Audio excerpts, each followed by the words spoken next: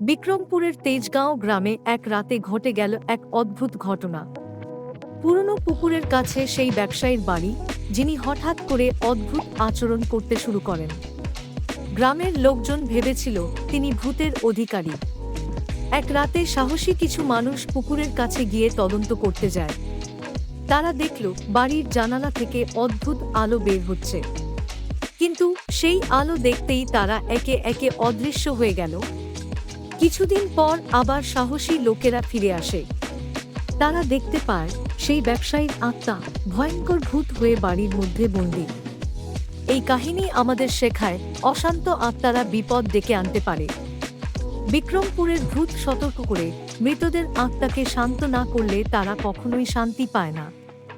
এই কাহিনী প্রজন্মের পর প্রজন্ম ধরে শোনা হয়ে আসছে, আমাদের মনে করিয়ে দেয় যে অতীতের অশান্তি কখনোই ভুলে যাওয়া উচিত নয়।